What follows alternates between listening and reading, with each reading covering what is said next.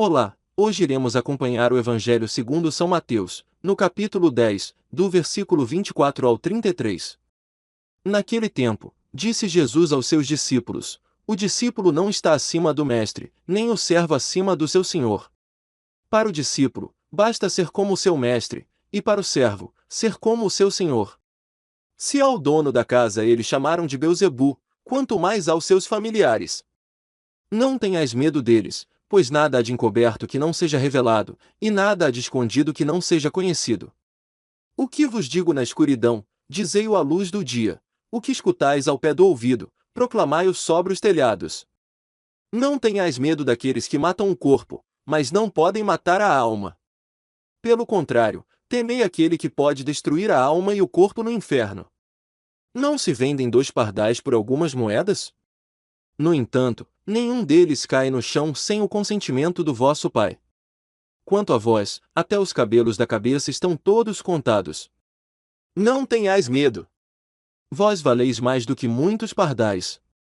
Portanto, todo aquele que se declarar a meu favor diante dos homens, também eu me declararei em favor dele diante do meu Pai que está nos céus. Aquele, porém, que me negar diante dos homens, também eu o negarei diante do meu Pai que está nos céus. Palavra da salvação. Glória a vós, Senhor. São João Crisóstomo escreveu: como era natural que as perseguições já anunciadas deixassem os discípulos com uma má opinião, algo extremamente constrangedor para muitos, ele os consola com o seu próprio exemplo e com o muito que falaram sobre ele, que é o maior consolo que poderiam ter. Estas palavras devem ser entendidas: enquanto ele for discípulo e servo, ele não está acima do mestre e acima do mestre, pelo menos em termos de posição, e não adianta opor algumas raras exceções a isso. Mas estas as palavras devem ser aplicadas ao que geralmente acontece. Parece, à primeira vista, que o que acabou de dizer tem um significado geral, no entanto, ele não disse isso sobre todos, mas apenas sobre aqueles de quem falou antes.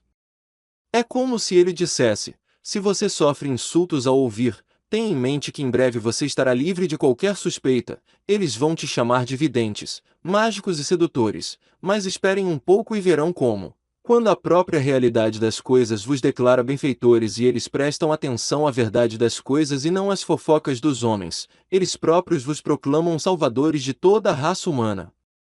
Vejam como ele os tornou superiores a todos, aconselhando-os a desprezar, por temor a Deus, não apenas as preocupações, as calúnias e os perigos, mas o que é ainda mais terrível que tudo isso, até a própria morte. É por isso que ele acrescenta: mas tema aquele que pode lançar seu corpo e sua alma no inferno.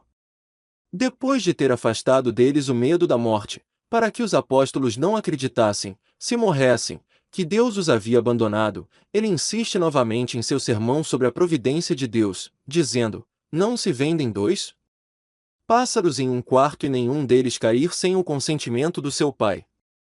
Ele disse isso, não porque tivesse contado os fios de cabelo, mas para expressar seu extraordinário conhecimento e sua grande providência sobre todas as coisas. Depois de o Senhor ter dissipado o medo que tanto angustiava a alma dos seus discípulos, deu-lhes mais uma vez forças para as coisas que iriam realizar. Ele não apenas bane deles todo o medo, mas os eleva, com a certeza de recompensas maiores, na liberdade de pregar a verdade, dizendo: todo aquele que me confessar diante dos homens, também eu o confessarei diante de meu Pai, que é no paraíso. Nos vemos amanhã.